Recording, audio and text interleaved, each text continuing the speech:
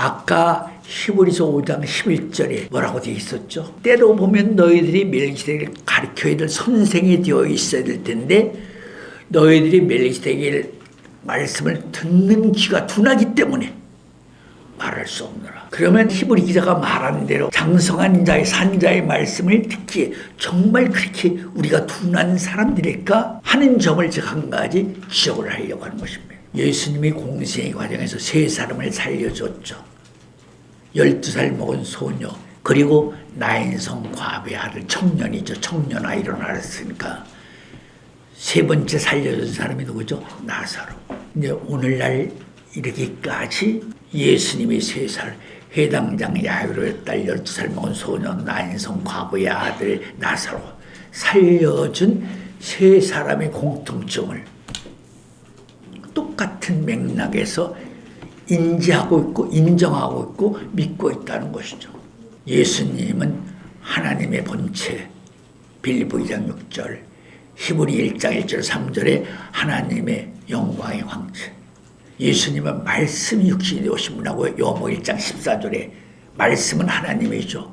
요한복음 1장 1절 태초에 말씀이 계시니라 말씀이 하나님과 함께 하셨으니 말씀이 곧 하나님이라. 속사람은 하나님이시고 겉사람은 예수시죠. 말씀이 육신이 되오신 분이죠. 하나님이 참 사람으로 오신 분이죠.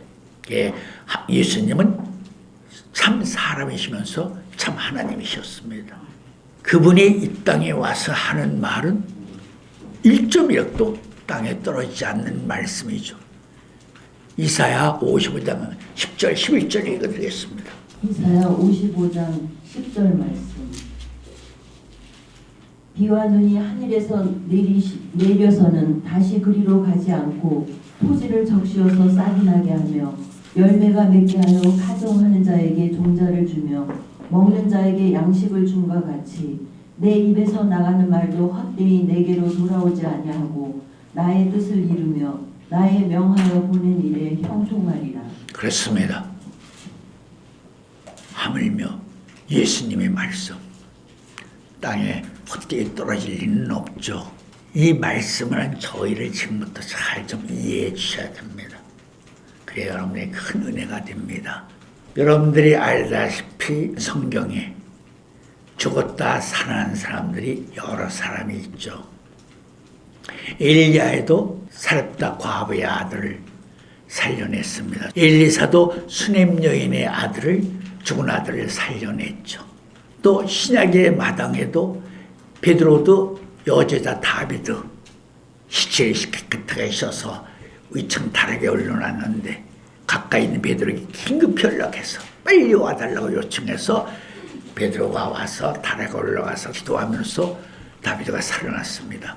바울도 밤새워 바울이 설교하는 말씀을 듣다가 삼청루에서 걸터 앉았던 청년 유두고죠. 유두고가 삼청루에서 떨어져 죽었습니다. 바울이 안 왔습니다. 아마 기도를 했겠죠. 그리고 걱정하지 마라. 아이가 살아난다. 그래서 바울이 말한 대로 살아났습니다. 바로 지금 제가 소개하고 있는 이 사람들이 살아난 상태를 우리는 무엇이라고 말하고 있는 것인가? 죽었다 살아난 사람들도 세 종류의 표현이 있습니다. 하나는 소생입니다. 하나는 뭐예요? 부활입니다. 아까 히브리 5장 11절부터 14절 읽을 때 젖을 먹는 어린아이들은 단단한 식물을 먹지 못하고 선악을 분별하지 못하고 영들을 분별하지 못한다. 분명히 기록된 말씀을 읽어드렸습니다. 예수님이 살려준 세 사람을 통해서 우리가 얼마나 선악을 분별하지 못하는 사람들인가를 지적하고 있는 것입니다. 해당장 야이로의 딸은 죽은 지 1시간도 안 넘었습니다. 예수님이 가다가 안 사람이 쫓아서 회장님 딸 죽었습니다. 예수님이 걱정하지 말아라. 믿기만 하라. 그래서 12제자 중에서 야고보, 요한, 베드로 세 제자만 들어갔죠. 그래서 예수님이 죽었다가는 소녀에게 그래서 아람어로 달리다쿰 소녀에 일어나라. 일어났습니다. 그것은 부활이에요? 그건 소생입니다. 소생의 정의를 가르쳐 드릴게요. 왕상 17장 17절에 보면 자 거기서 읽어주세요. 열왕기상 17장 17절 말씀. 2일 후에 그 집 주모되는 여인의 아들이 병들어 증세가 심히 위중하다가 숨이 끊어진지라. 여인이 엘리야에게 이르되 하나님의 사람이여 당신이 나로 더불어 무슨 상관이 있기로 내 죄를 생각나게 하고 또 내 아들을 죽게 하려고 내게 오셨나이까. 엘리야가 저에게 그 아들을 달라 하여 그를 그 여인의 품에서 취하여 안고 자기의 거처하는 다락에 올라가서 자기 침상에 누이고 여호와께 부르짖어 가로되 나의 하나님 여호와여 주께서 또 내가 우거하는 집 과부에게 재앙을 내리사 그 아들로 죽게 하셨나이까 하고 그 아이 위에 몸을 3번 펴서 엎드리고 여호와께 부르짖어 가로되 나의 하나님 여호와여 원컨대 이 아이의 혼으로 그 몸에 돌아오게 하옵소서 하니 여호와께서 엘리야의 소리를 들으심으로 그 아이의 혼이 몸으로 돌아오고 살아난지라. 그렇습니다. 이게 바로 소생의 정의예요. 소생은 어떤 것인가? 이 아이는 지금 말씀을 받지 못하기 때문에 영은 없습니다. 혼만 있죠. 사람은 다 누구나 혼이 있는 것입니다. 세상 사람들도 죽은 사람을 혼백을 모시고 옛날에는 다 섬겼어요. 옛날 사람들도 사람 육체 안에 영원히 죽지 않는 혼이 있다 인정하고 있었어요. 혼백을 모신다는 말을 기억해야 돼요.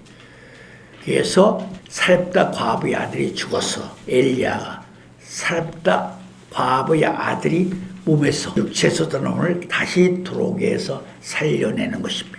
이것이 소생입니다. 소생은 한 가지 원칙이 있습니다. 3일이 지나면 절대 혼이 들어오지 못합니다. 죽은 지 3일이 지나면. 그리고 10분 전에 죽었어도 죽은 시체가 파괴가 되면 혼이 들어오지 못합니다. 죽었어도 온전하게 몸이 보존된 상태에서 3일 이내 안에서만이 생명의 능력을 가진 사람의 기도로 인해서 혼이 영원히 들어올 수가 있는 것입니다. 그렇게 살려낸 사람은 소생이라고 말하는 것입니다. 엘리야도 사렙다 아비를 살려냈고 엘리사도 스넴 여인의 아들을 살려냈습니다. 그들은 다 뭐죠? 바로 소생 부활이 아닙니다. 예수님이 살려낸 해당장 야이로의 딸 12살 먹은 소녀도 방금 전에 죽었습니다. 육체가 파괴되지 않았어요. 그래서 예수님이 달리라고 소녀여 일어나라 명령을 하신 것이죠. 나인성 과부의 아들도 만 하루가 지나지 않았습니다. 아침에 죽었기 때문에 점심때 상여를 짊어지고 나갔죠. 유대법은 별도 특별한 처리를 하지 않는 사람은 다 죽은 그날에 매장되게 돼 있었어요. 바로 부패하기 때문에. 그래서 나인성 과부의 아들도 죽은 지 몇 시간 상태뿐이 안 됩니다. 그런데 분명히 나사로는 다르죠. 나사로는 다르다는 걸 알아야 됩니다. 마리아 마르다부터 내 오라버니가 병들어 죽게 되었나이다. 연락을 받은 장소는 예수님이 한 2km 정도 예루살렘 성을 벗어나고 있는 상태에서 받은 것입니다. 나사로 마리아 마리아가 살던 것은 베다니촌입니다. 베다니촌은 예루살렘 성에서 2km 떨어진 것이죠. 베다니촌 한마디로 얘기해 문둥이촌이에요. 예루살렘 성에서 가장 부정한 더러운 것을 갖다 버리는 것이 뭐예요? 베단이에요. 문둥이들도 베단이에 머물러야 돼. 그렇기 때문에 베다니촌에 있는 마리아 마르다 나사로가 예수님에게 바로 오라버니가 병들어 죽겠나이다 한 것이 예수님이 2km 바깥에 있을 때예요. 2km면 청년들이 20-30분이면 걸어서 갈 수 있는 거리예요. 그런데 예수님이 갔나요? 일부러 그 소식을 듣고 예수님이 나사로가 잠든 것은, 나사로가 죽은 것은 하나님 아들인 나를 믿게 하기 위해서 나사로가 병들었다, 잠들었다. 그러니까 잠들었으면 낫겠네요. 그러니까 예수 아니야, 죽었다. 그리고 뭐라고 했죠? 나사로의 죽음은 곧 뭘 나타내기 위해서? 아버지 영광을 나타내기 위해서. 예수님이 해당장 야이로의 딸을 살릴 때 아버지 영광을 보리라 하셨나요? 나인성 과부의 아들 청년아 일어날 때 내 말을 믿으면 너희들이 아버지 영광을 보리라 했나요? 하지 않았어요. 내 나사로는 죽기 전에 병의 소식을 듣는 순간 이것은 아버지 영광을 나타내는 위한 병이다. 그리고 나 하나님 아들 나를 믿기 위한 병이다. 그렇게 말씀을 했죠. 요한복음 11장 4절 말씀. 예수께서 들으시고 가라사대 이 병은 죽을 병이 아니라 하나님의 영광을 위함이요 하나님의 아들로 이를 인하여 영광을 얻게 하려 함이라 하시더라. 예수께서 본래 마르다와 그 동생과 나사로를 사랑하시더니 나사로가 병들었다 함을 들으시고 그 계시던 곳에 이틀을 더 유하시고. 자, 정말 살려줄 생각이 있으면 거기에 이틀을 유하실 필요가 있나요? 얼른 가서 고쳐줘야지. 근데 예수는 왜 그 병 소식을 듣고 이틀을 유하시고, 왜 이틀을 유하셨어요? 나사로를 소생의 대상이 아닌 부활의 대상으로 만드시고죠. 아까 그랬죠. 부활은 만 3일이 지난 죽은 자들을 살리는 것이 뭐예요? 부활이에요. 그래서 이틀을 의도적으로 유하시고 나사로의 무덤 앞에 도착한 것이 돌문을 옮기라고 그랬더니 마르다 그랬죠. 이미 오라버니가 죽은 지 나흘임에, 나흘이라는 말씀이 거기 들어있어요. 나흘임에 이미 죽어서 송장 냄새가 나나이다. 요한복음 11장 39절 말씀. 예수께서 가라사대 돌을 옮겨 놓으라 하시니 그 죽은 자의 누이 마르다가 가로되 주여 죽은 지가 나흘이 되었으니 벌써 냄새가 나나이다. 분명히 나흘이라는 말이 나오죠. 아까 연락받고 예수님이 이틀을 유한다고 그랬죠. 이 말씀을 깊이 공부해 보면 예수님이 바로 나사로를 소생의 대상이 아니라 부활의 대상으로서 선택하시기 위해서 인위적으로 시간을 끌으셨다 하는 것을 알 수가 있어요. 알았어요. 그래서 나흘, 3일은 육체의 죽음에 예속된 시간이에요. 여러분들이 사람이 죽으면요 다시 육체에 들어올 수 있는 여망도 없는 것은 안에 있어요. 생명의 능력을 가진 사람들은 몸을 떠난 영혼이 육체가 부패돼 상하지 않는 입장에서는 죽은 지 3일 이내면 떠난 영혼을 아까 왕상 17장 17절부터 읽었잖아요. 아이의 혼을 떠나가 다시 돌아오게 해달라고 돌아와서 살아나는 걸 그렇게 살릴 수가 있어요. 이게 참 중요한 일이에요. 소생과 부활의 비밀을 분별하지 못하는 사람은 계시록 13장에서 말한 마지막 때 666이 전개하는 소생을 바라보고 다 부활의 영광을 가진 주님이 나타났다고 다 영접하게 돼 있어요. 잘 깨달아야 돼요. 소생과 부활의 비밀이 참 중요한 거예요. 예수님이 나사로를 부활시키지 못했다면 예수님은 뻥쟁이 사기꾼이에요.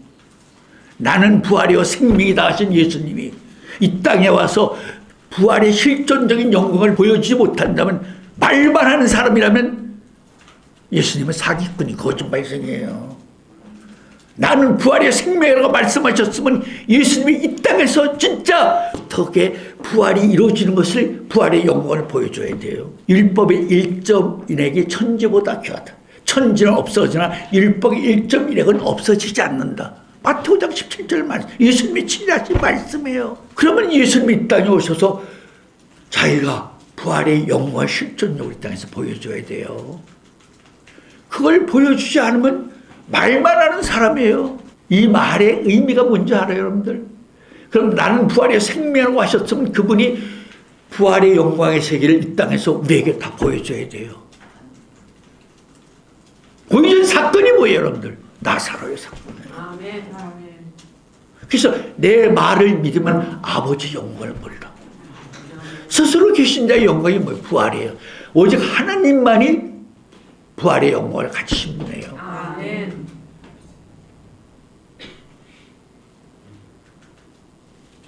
그래서 나사로를 실제로 3일이 아닌 3일이 지나서 나흘 만에 송장이 썩는 냄새가 나는 나사로가 나오라.